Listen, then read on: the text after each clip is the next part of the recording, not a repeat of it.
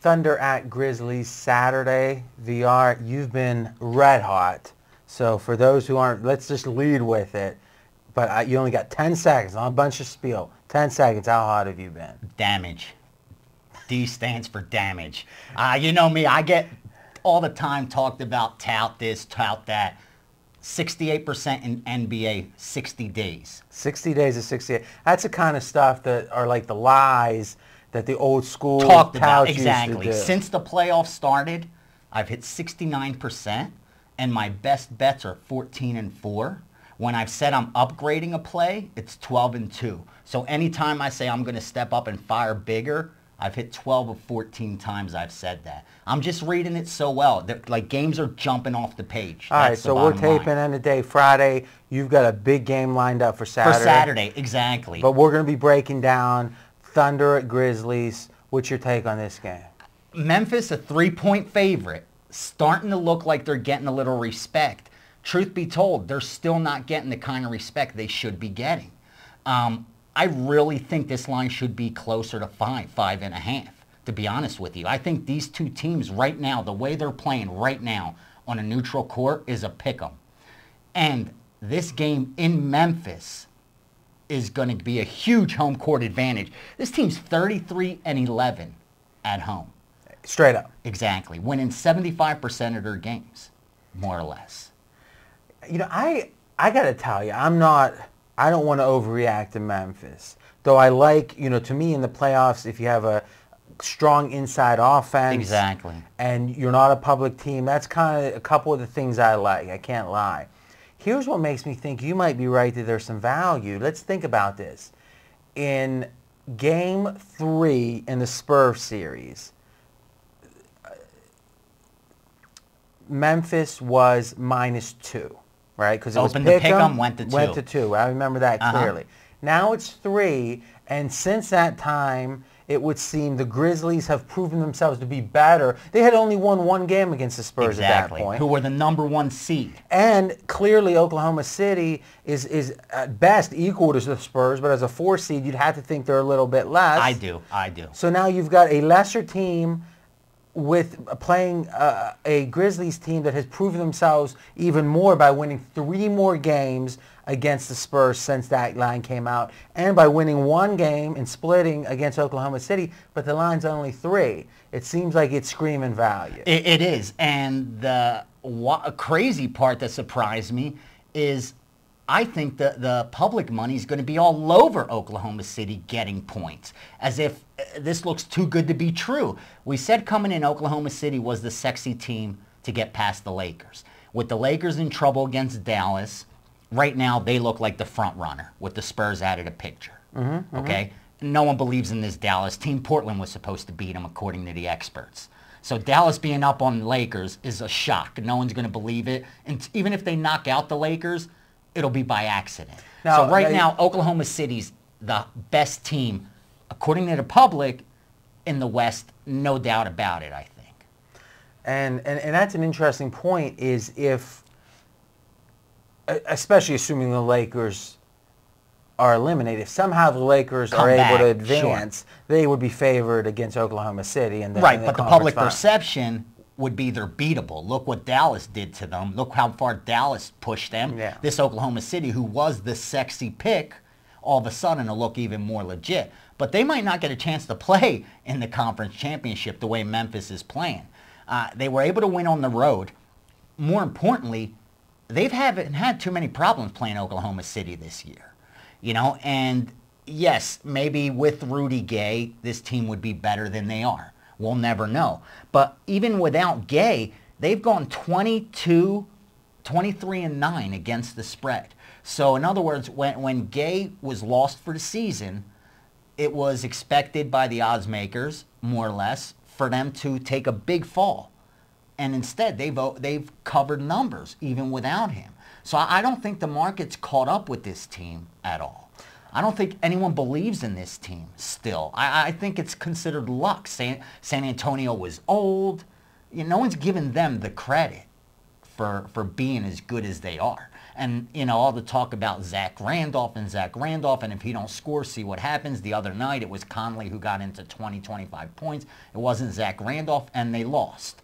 And that's all I've been hearing on sports radio. If Randolph don't get 25, they lose. I don't think that's what this team's made up of. I don't think that's, So is this a pure value play that if the line was 5.5, I'd have to you stay pass off. Exactly. 3, you're getting your magic 2.5 points, you're going to play it. Is there anything about the matchup after watching the first 2 games that makes you more inclined to back?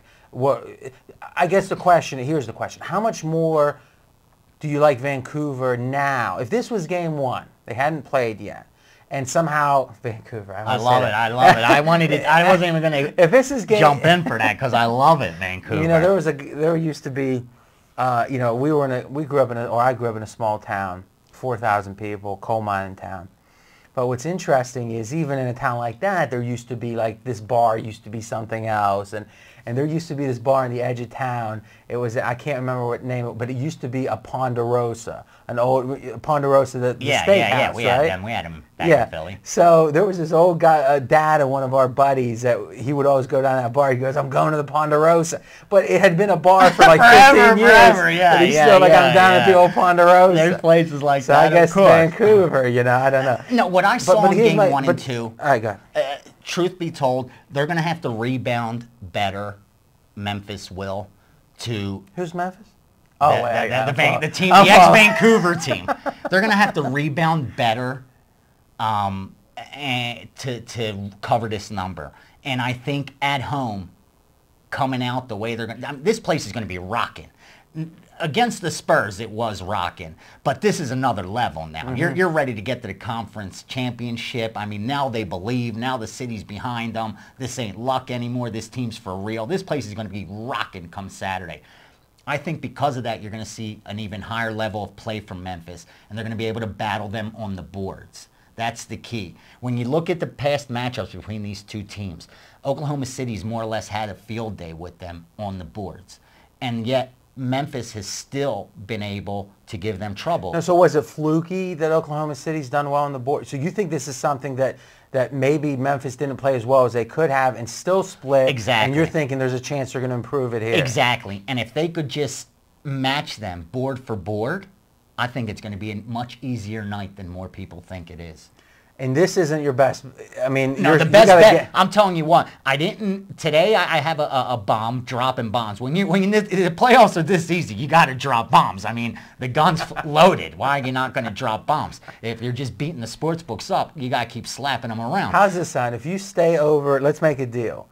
If you stay over 66% from here till the next videos, you bring in a ski mask. Because that's it. The ski mask is stayed on. But I'm saying I want to see it'll be in the back video. pocket because it is like. And then you pull it out and then. It's stealing, baby. And I'm telling you, when I said it, when I saw the line for Saturday, I swear to you, not to hype this up, I said, I was just thinking, how do I label this, like, to reflect the money I'm going to bet? Because this is going to be the biggest bet I made in the second round.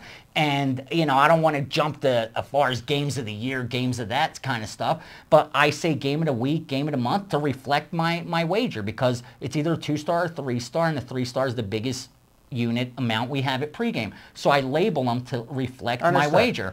Give us your. Come Saturday, the reflected wagers. It's game of the month at the very least because they made a huge mistake, and why wouldn't they when the public's getting killed? Give us your official projection. Bottom line, Memphis. I really think they win this game by 8 to 10 points. This is going to be a double-digit victory because they're going to hit their foul shots at the end. You're going to see a couple runs by Oklahoma City, but Memphis will be able to withstand any Oklahoma City run and beat this team convincingly. I think we're in for a much lower scoring game than we've seen in game 1 or 2, and I think that bodes well for Memphis.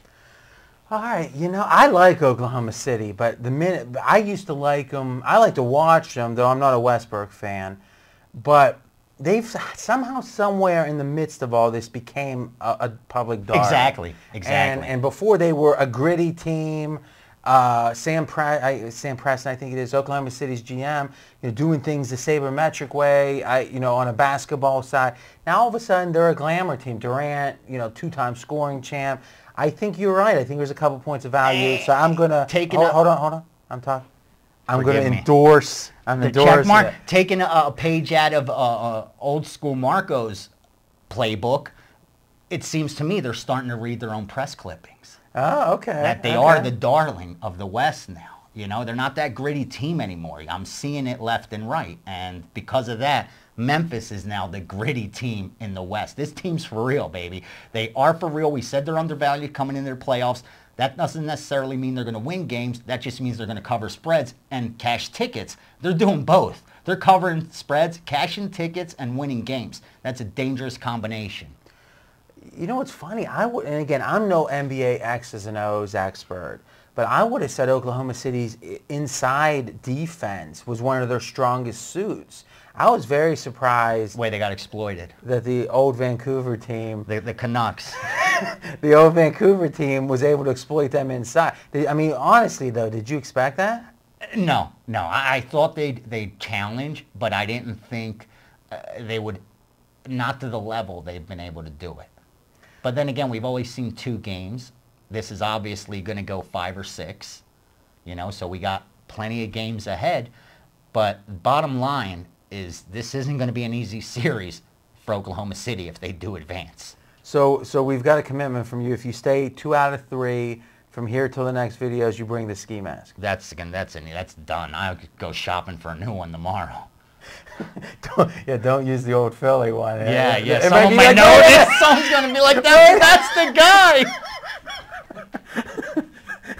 I know that mask.